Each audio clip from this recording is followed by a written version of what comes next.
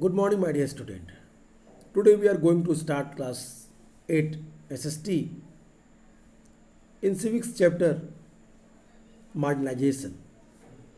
In this chapter, we have discussed the various points, what is the meaning of marginalization, and in my previous video, I have also discussed about that the culture of Adivasis and lifestyle of Adivasis.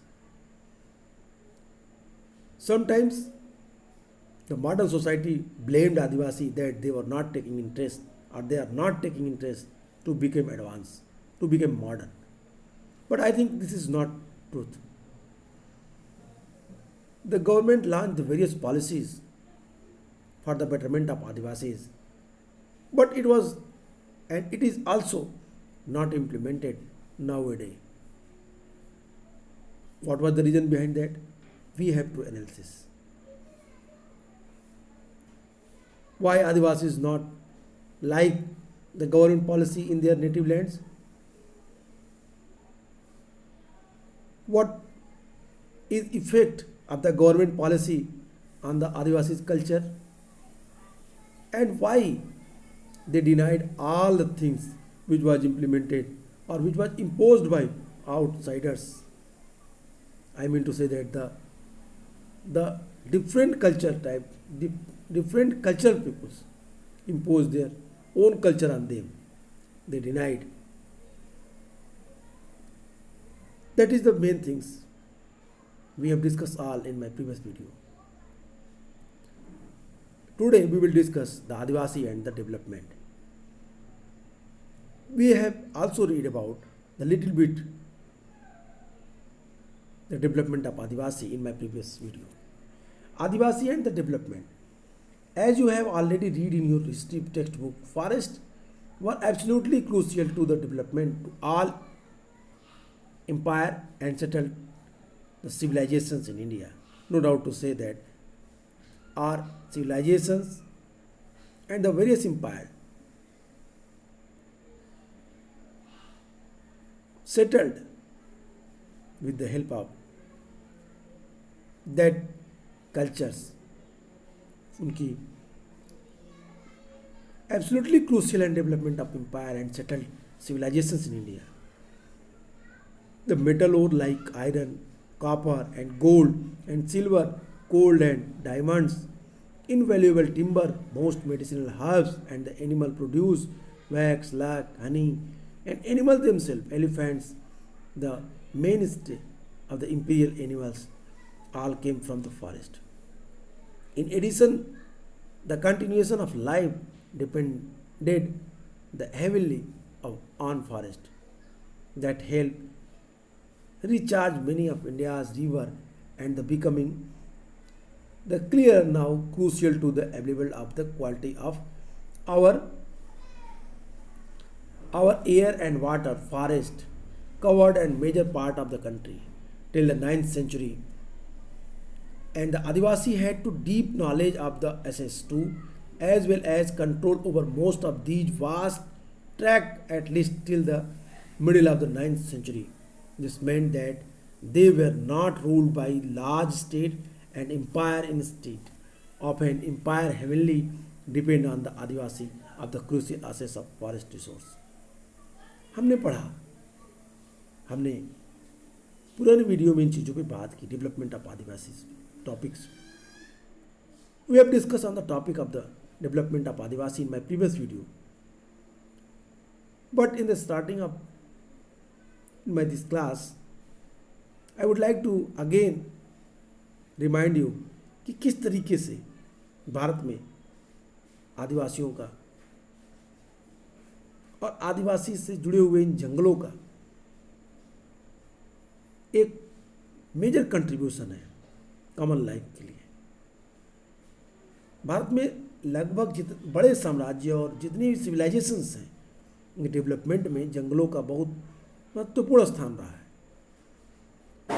जंगलों से बहुत सारे minerals, बहुत सारे iron ores, copper, gold, silver, इन सब के अयस्क ओर और coal, diamond,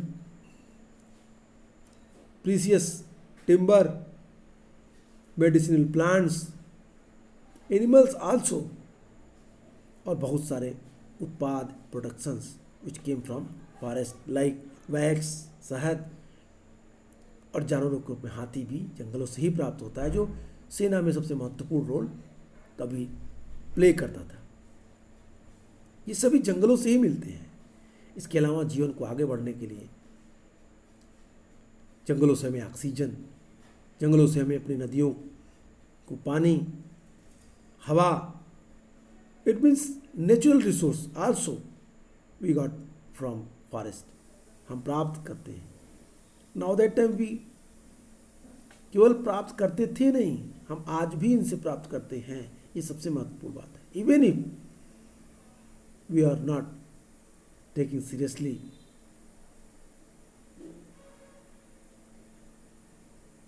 the contribution of Adivasi and their forest, हम आदिवासियों के इस कंट्रीब्यूशंस को भूल रहे हैं।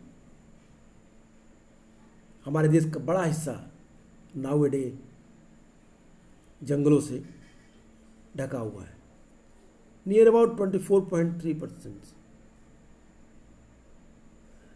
Total area of the India covered by forest at present time. But in the 19th century or the mid 19th century, the very vast land covered by forest, एक बड़ा क्षेत्र 19वीं सदी या 19वीं सदी के मध्य तक विशाल जंगलों से घिरा हुआ था, और इन जंगलों में आदिवासियों का एक महत्वपूर्ण निवास स्थल था। They lived in forest, Adivasis lived in forest. They not only lived, they have great knowledge about forest, medicinal plants, animals, and the routes also, जंगलों के रास्तों, उनके उसमें रहने वाले जानवरों, उनमें विभिन्न प्रकार के पेड़ पौधे, पशु पक्षियों के बारे में जानकारी आदिवासियों को बहुत अच्छी थी। इसीलिए आदिवासी समुदाय बड़ी बड़ी रियासतों और रजवाड़ों के अधीन कभी नहीं रहे। उन्होंने इन सारे राज्य, इन सारे जो वन संसाधनों के लिए अपनी जीवन, या ऐसे कहें कि they were interact with the forest life. Why? Because they love very much animals, medicinal plants, forest, and their customs and culture. They denied to join the modern life. उन्होंने उस वर्तमान समय की जीवन शैली को इनकार कर दिया। Even in the starting of this chapter, we have discussed that Adivasis, their religion is different from Hindu, Muslims, and Christianity.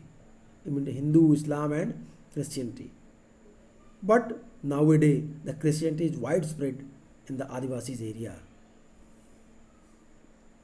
This is radically contrary to our image of Adivasi today as somewhat the marginal and the powerless communities in the pre-colonial world. They were traditionally ranged hunter-gatherer and nomads and lived by shifting agriculture and also cultivated in one place. Although these remains for the past 200-year Adivasis have been increasingly forced through economic change, forest policy, and the political force applied by the state and the private industry to migrate to live as workers in plantation, at construction sites, in industries, and as domestic workers. For the first time in history, they do not control or have much direct access to the forest territories.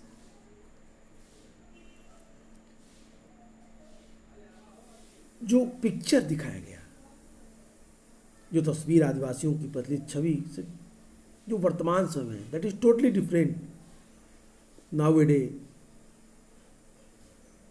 They were faced the various difficulties. They were marginalized by our society. The colonial era में भी, in the colonial era, they were discriminated by the imperial power. आदिवासी समुदाय को शिकार और चीज़ें, इन्हीं चीज़ों पे अपनी जीविका निभाते हैं, जंगल से जुड़ी हुई चीज़ों पे अपनी लाइफ स्टाइल्स को, अपने लाइवलीहुड को आगे बढ़ाते हैं। लेकिन कॉलोनियल एरा से ही उनके ये सारी चीज़ें उनसे छीनी जाने लगी। एक जगह ठहर कर काम कर रहे थे, वे अपनी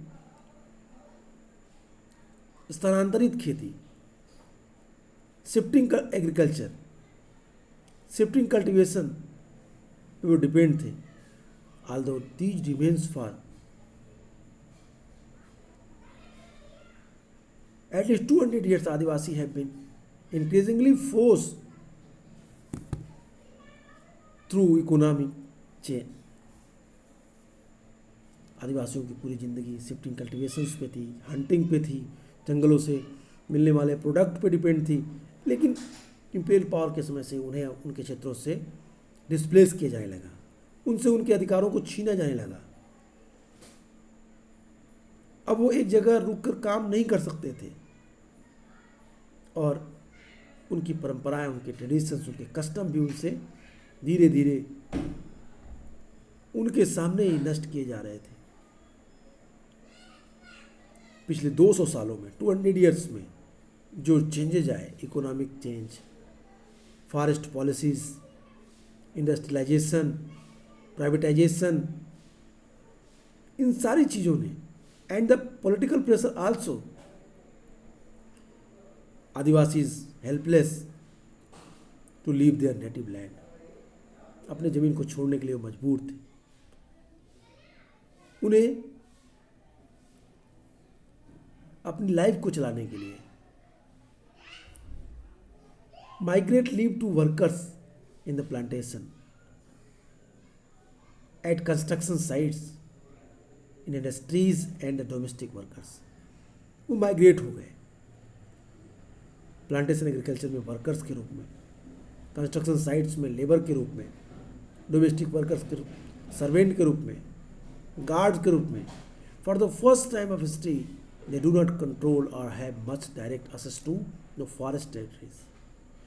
इतिहास में ये पहली बार थी जब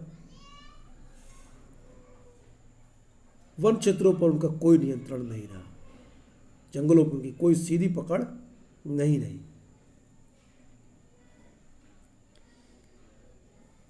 this paragraph you have to read. और यहाँ पे एक उनकी एक सॉन्ग है, उन्हें पढ़िए, what they want to express. आप इन्हें चीज़ को पढ़ के आपको उन चीज़ें समझ में आएंगी। अंडरस्टैंडिंग मार्जिनलाइजेशन के बारे में आप इजीली समझ सकते हैं। This is a photo of Niyamgiri hill located in Kalahandi district of Orissa. This area is inhabited by the Dongariya, Konds and Adivasi community. Nimagiri is the sacred mountains of this community. A major aluminum company is planning to set up mine and refinery here which will displace the Adivasi community. They have strongly resisted this, this proposed development and have been joined by environmentalists as well. A case against the company is also pending in the Supreme Court. आपके सामने ये जो pick है, ये नीमागिरी की पहाड़ियाँ हैं। ये नीमागिरी वो क्षेत्र है जो आज एल्युमिनियम के लिए प्रसिद्ध है। यहाँ पे बहुत सारी कंपनियाँ अपने मशीन्स लगा के माइनिंग के लिए तैयार है, जिसका विरोध बड़े पैमाने पर आदिवासियों ने किया,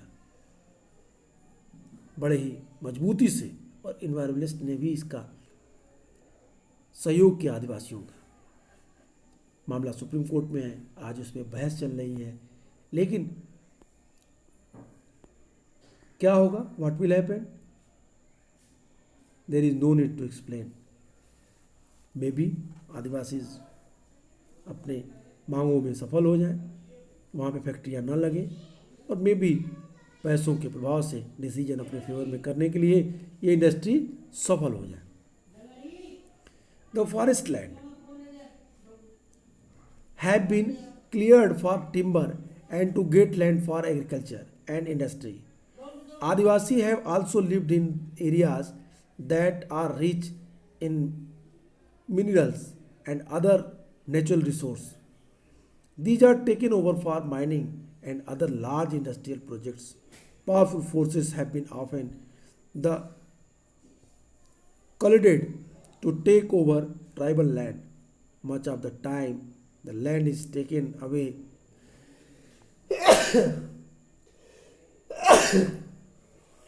Excuse me, sorry.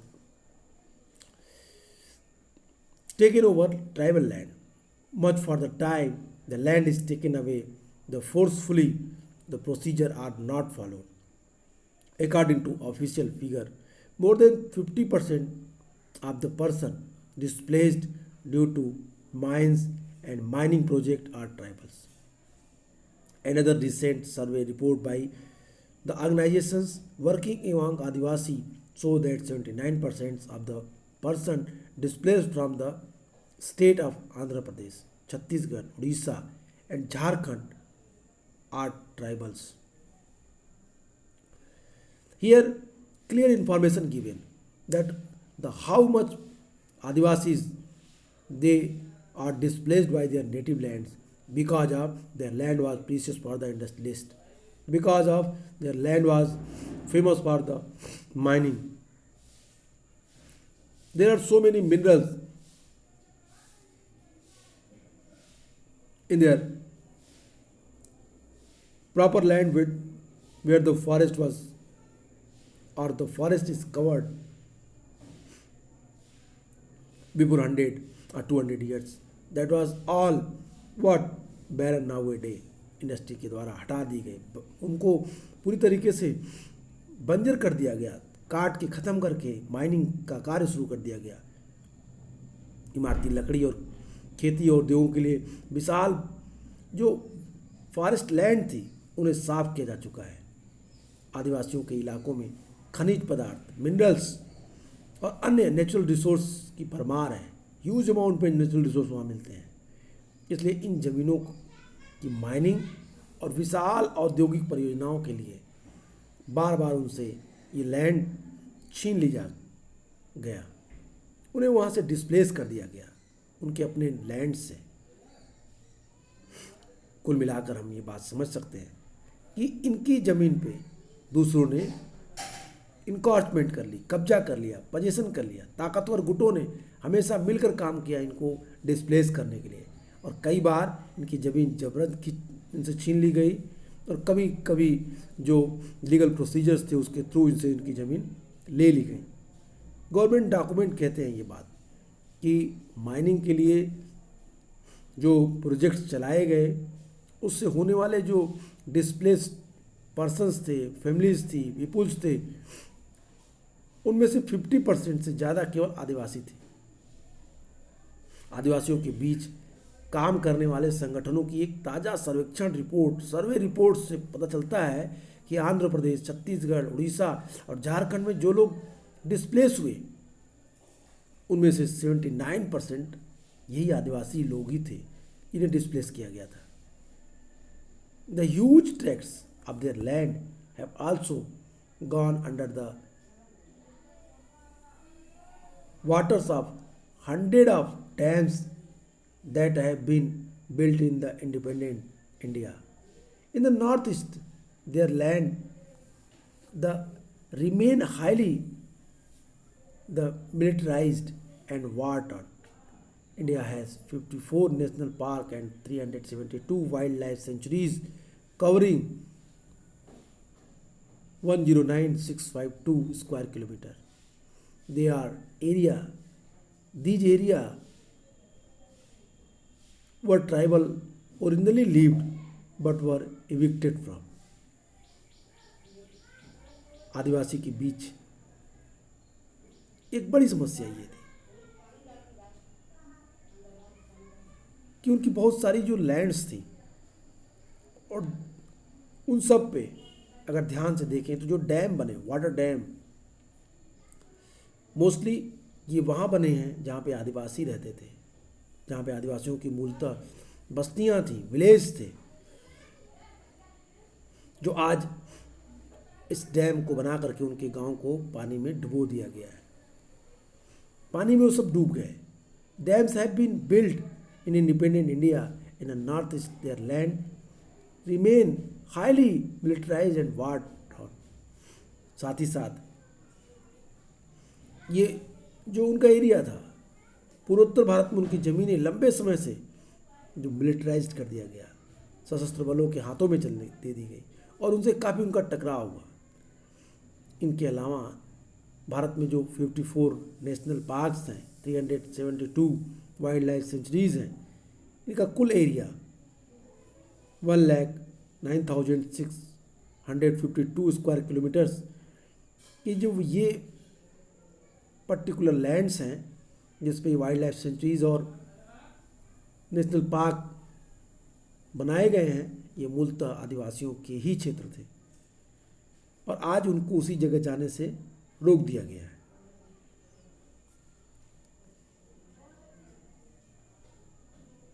It is a very different and strange matter with the native peoples that the land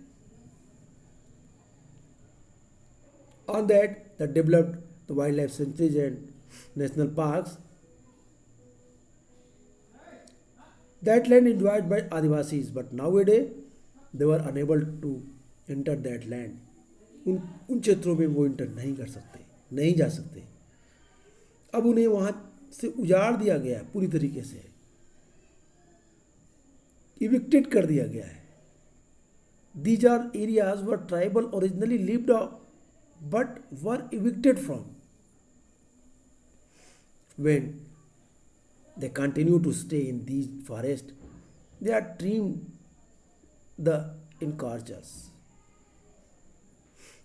अगर वे इन जंगलों में, अपने क्षेत्रों में जाने का प्रयास करते हैं, तो इन्हें अब घुसपैठिया कहा जाता है। इन्हें अब रूल्स को तोड़ने वाला कहा जाता है। How strange. इट मीन्स आपको अपने घर से, सपोज आपको अपने घर से निकाल दिया जाए, और फिर जब आप अपने घर में जाके रहना शुरू करें तो आपको अपने घर में जाने के कारण आपको घुसपैठिया कहा जाता है, आपको चोर कहा जाए। कैसा फील करेंगे आप? Suppose that is the modernisation. उनके साथ ये जो व्यवहार हो रहा था, हम इन्हीं बातों पे इस चैप्टर में चर्चा कर रहे हैं। आदिवासियों की कंडीशंस डे बाय डे खराब होती चली गई। आदिवासी के बारे में सबसे फेमस बात है जो यहाँ लिखी है, adivasi used around 10,000 plant species, approximately 8,000 species are used for medicinal purpose, 325 are used in the pesticides, 425 as gum, resin and dyes, 550 as fiber, 3,500 are edible. This entire knowledge system gets wiped out when Adivasis lost their right over forest land.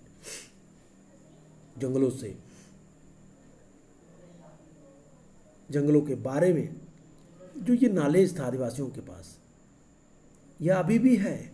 अगर उन्हें जंगलों से displace कर दिया गया तो ये उन्हीं के साथ ये पूरा नॉलेज, ये इंफॉर्मेशन समाप्त हो जाएगी, ख़त्म हो जाएगी। The losing their lands and forest of the forest mean that tribal loses their main source of livelihood and food, having gradually lost access to their traditional homeland. Many Adivasis have migrated to cities in search of work where they are employed for very low wages in local industries or buildings construction sites. They thus gets caught in the cycle of poverty and deprivation. 45% of the tribal groups in the rural area and 35% in urban area lives below the poverty lines. They leads to deprivations in other areas. Many tribal children are the malnourished. Literacy rates among tribal are also very low. अपनी ज़मीन और जंगलों से बिछड़ने पर आदिवासी समुदाय अपनी livelihoods के लिए, जीविका के लिए, भोजन के अपने मुख्य स्रोतों से वंचित हो जाते हैं और फिर उन्हें अपने ट्रेडिशनल प्लेस से, अपने होमलैंड से उन्हें डिस्प्लेस करने के बाद उन्हें वहाँ से निकाल दिया जाता है. They wandered hither and thither in the search of their livelihood. अपनी आजीविका के लिए वो एक जगह से दूसरी जगह घूमते रहते हैं. बहुत सारे आदिवासी काम की तलाश में शहर की तरफ पहुंचते हैं. वहाँ उन्हें छोटे छोटे उद्योगों में, बिल्डिंग कंस्ट्रक्शन एरिया में, इंडस्ट्रियल एरिया में बहुत कम कीमतों पे नौकरियां करनी पड़ती हैं, कम डेली वेजेस पे काम करना पड़ता है और इस तरह से वो गरीबी, लाचारी के जाल में फंसते चले जाते हैं. ग्रामीण इलाकों में 45%, शहरी इलाकों में 35% आदिवासी समूह गरीबी रेखा के नीचे ही गुजर बसर कर रहे हैं. 45% of the tribal groups in rural areas and 35% in urban areas live below the poverty lines. It is very important to understand the condition of the Adivasis. Why they helpless to live their life in below poverty line? Because of the displacing of their native lands. Because of they kicked out from their place. Because of the huge amount of exploitations which was done by industrialists, which was done by the contractors, and which was done by the others power. उनके बच्चे, many tribal children are the malnourished. Literacy rates also. उनके जो बच्चे हैं, बहुत सारे बच्चे कुपोषण का शिकार हैं,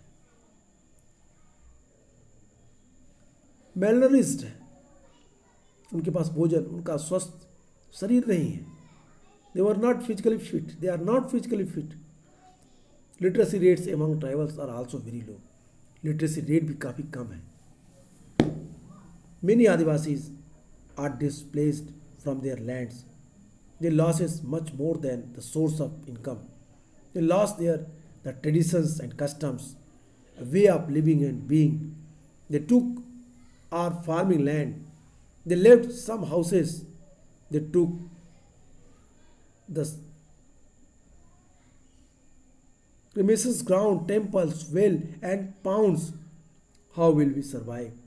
Say the Govinda Maran, who was displaced due to the rainforest project in Orissa, refinery project in Orissa. Govinda Maran, who was displacing due to refinery project in Orissa. Govinda मारन कहता है इस बात को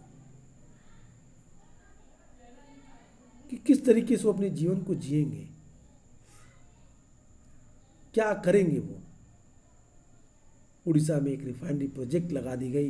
गोविंद मारन जैसे लोगों को वहाँ से डिस्प्लेस कर दिया गया, उनकी ज़मीनें उनसे छीन ली गई, थोड़े से मकान छोड़ दिए गए.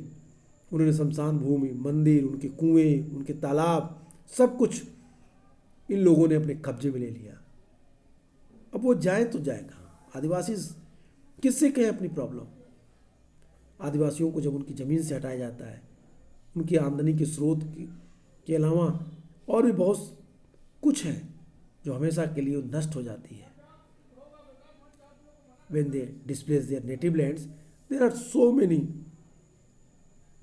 activities, there are so many specialties of the Adivasis. It was destroyed because of displacing their native lands. बाहर से आए हुए लोगों के द्वारा इनको डिस्प्लेस करने के बाद इनकी बहुत सारी चीज़ें, रीति रिवाज, कस्टम, त्यौहार, उत्सव, इनके अपने आमदनी का जरिया, इनकी income, source of income, they lost their traditional and customs. अपने जो परंपराएं हैं, a way of living and being, किस तरीके से वो जीते हैं, अपनी जीवन शैली. दे टूक ए फार्मिंग लैंड. अपने रीति रिवाज को सबको गंवा देते हैं। उड़ीसा में ये परिस्थिति तब उत्पन्न हुई जब वहाँ रिफाइनरी लगाई जा रही थी और वहाँ पे रहने वाला एक आदमी गोविंद मारन ये बात कहता है कि अब हम कहाँ जाएं, अब हम किससे कहें अपनी बात। And as you have read there exist in the interconnectedness between the economic and social dimension of tribal life. Destructions in one sphere naturally impacts the other. Often the process of dispositions and displacement can be painful and violent. हम पढ़ चुके हैं आदिवासी जीवन और आर्थिक और सामाजिक पहलुओं को जो एक दूसरे से जुड़े हुए हैं। Social status, social speciality, social condition and economical conditions which are connected with each other. एक दायरे में होने वाला विनाश दूसरे दायरे को प्रभावित करता है। उनके संसाधनों के लिए होने वाली छीना झपटी और विस्थापन की प्रक्रिया अक्सर बेहद दर्दनाक और कभी कभी हिंसक हो जाती है। Why it not happen? क्यों ना हो? Displacing can be painful and violent. क्यों ना हो violent? Because suppose you are displaced from your house, what would be that conditions? No doubt, everyone will be violent. हिंसक हो जाएगा वो। ये कंडीशन काफ़ी विचारणीय है, सोचने वाली है। You have to understand about that. तो इस तरीके से हम लोगों ने आदिवासियों के जीवन के बारे में पढ़ा, आदिवासियों की प्रॉब्लम्स के बारे में पढ़ा। नेक्स्ट वीडियो में बात करेंगे माइनॉरिटीज़ एंड मार्जिनलाइजेशंस की। आज के लिए इतना ही। In the next video we will discuss minorities and marginalisation. Today we have discussed the conditions of the Adivasis and the development of Adivasis and which type of problem faced by Adivasis. Nowadays, that is very burnt matter. That culture, the customs, traditions and the native lands of the Adivasis that was caused by the powerful people. These type of powerful people may be industrialist, maybe political leader, maybe the criminal types of people. तो इस तरह के लोगों के द्वारा उनके क्षेत्रों को जीत कर, उनके कब्जा करके पूरी तरीके से अपने क्षेत्र में किया था और उनका एक्सप्लॉयटेशन हो रहा है। We have read, we can understand. I hope you will understand that what we are reading and how can the Adivasi marginalized. Okay, goodbye and take care.